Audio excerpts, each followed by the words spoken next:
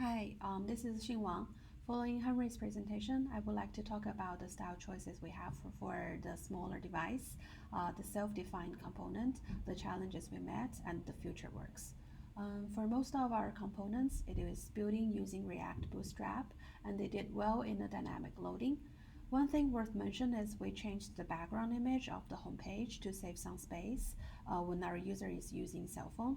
And for the detail page, we decreased the font size in smaller query situation to better fit the smaller screen. So if I change to the cell phone mode, you can see the font size has been changed. As you can see, it was decreased.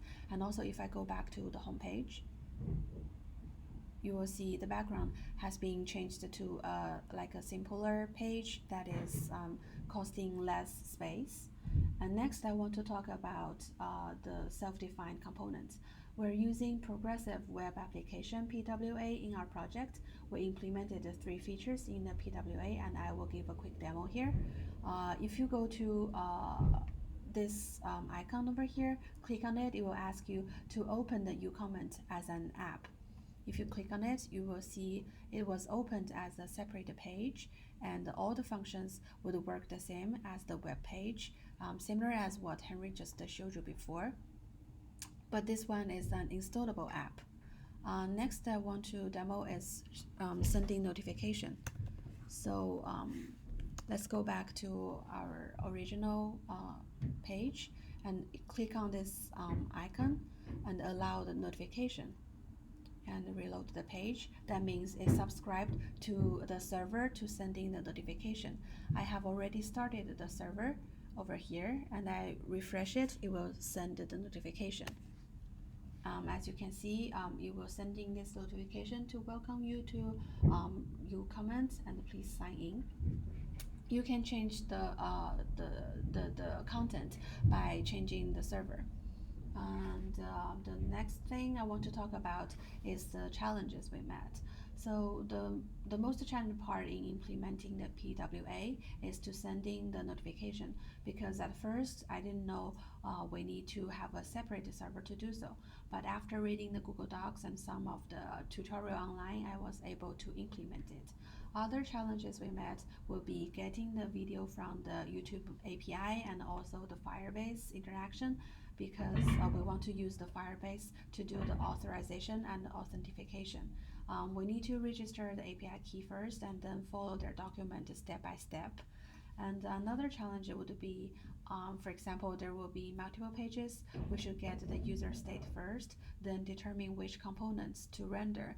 For example, in the search page, after we search for a certain video and get the detail, if I was not signed in, it should render this go sign in button. But if I was signed in, it should render like the comment component. Another challenge here would be the back feature, because we already selected the detail.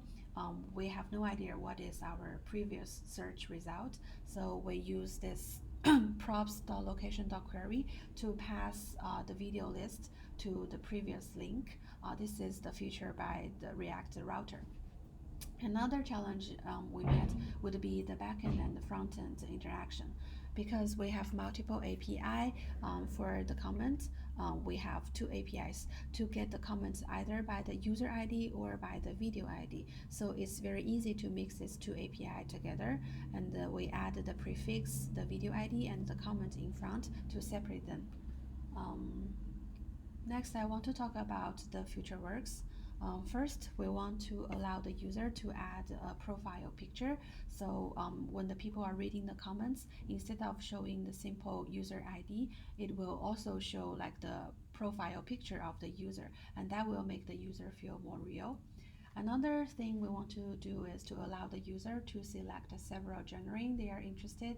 So if we accumulate enough users, we could use their previous rating comments together with YouTube rating to build a recommendation system and recommend the video for the users.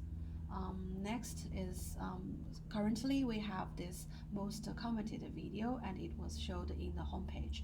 But in the future, we want to have a separate page to list as the top 10 highest rated video and show the top 10 highest rated video based on our users rating instead of the YouTube rating. And the last thing we want to improve would be add more CSS styles to the table and the list, mainly on the detail page. For a summary, we have learned a lot in this project, especially in the use of the outside API, the interaction with the database, the front end and the back end integration, the use of state, and the different rendering based on the state. Overall, it was a great experience. Both Henry and I didn't have a lot front-end experience before, but after taking this class and finishing this project, I think we are pretty confident about React and we might use these skills in our future works. So thank you for listening, and that's all for our presentation.